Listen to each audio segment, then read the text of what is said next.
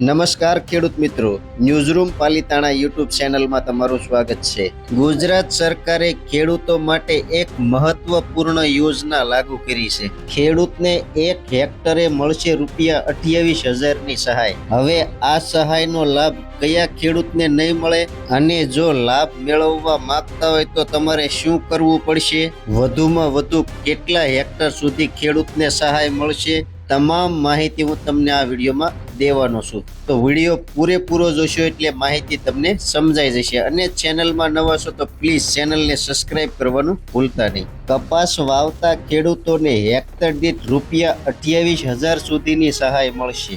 આ બે આધુનિક ખેતી પદ્ધતિ અપનાવતા ગુજરાતના 21 જિલ્લાના ખેડૂતોને લાભ મળશે।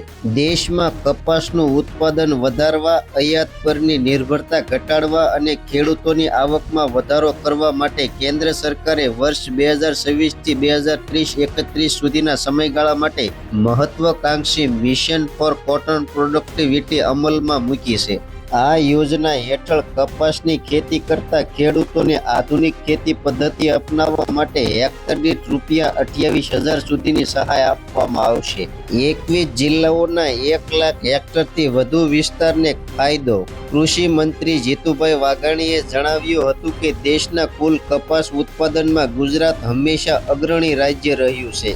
મુખ્યમંત્રી ભૂપેન્દ્રભાઈ પટેલના માર્ગદર્શન હેઠળ ગુજરાતમાં કપાસનું ઉત્પાદન અને ઉત્પાદકતા વધારવા માટે આ વર્ષે રાજ્યને ₹134.80 કરોડનું બજેટ ફાળવવામાં આવ્યું છે।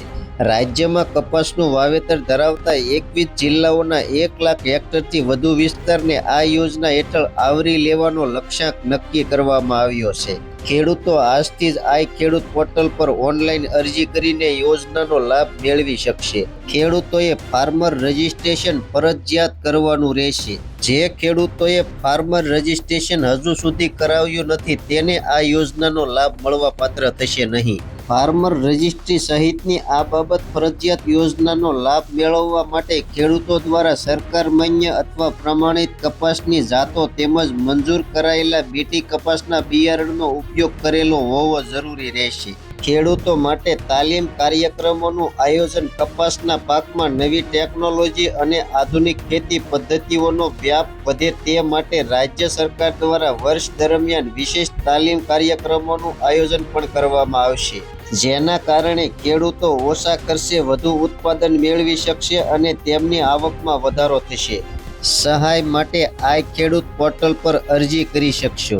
કૃષિ મંત્રી જીતુભાઈ વાઘાણીએ રાજ્યના ખેડૂતોને અનુરોધ કર્યો છે કે જેમણે ચાલુ સિઝનમાં 90x30 સેમીના અથવા 90x60 સેન્ટીમીટરના અંતરે કપાસનું વાવેતર કર્યું છે અથવા જે ખેડૂતોએ હજુ વાવેતર કરવાની તૈયારી છે તેઓએ સહાય મેળવવા માટે તાત્કાલિક આઈ ખેડૂત પોર્ટલ પર અરજી કરવી જોઈએ।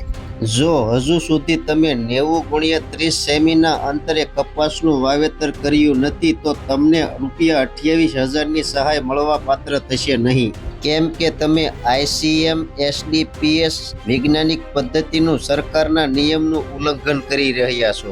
જો તમે 90x30 સેમીના અંતરે વાવેતર કર્યું છે તો આઈ ખેડૂત પોર્ટલ પર જઈને આજે જ અરજી કરી દો। કપાસ સહાય યોજનામાં ખેડૂતોને વધુમાં વધુ 2 હેક્ટર સુધીની સહાય મળવા પાત્ર થશે, એટલે કે ખેડૂતોના ખાતામાં ₹56,000 સુધીની સહાય ખાતામાં જમા થશે।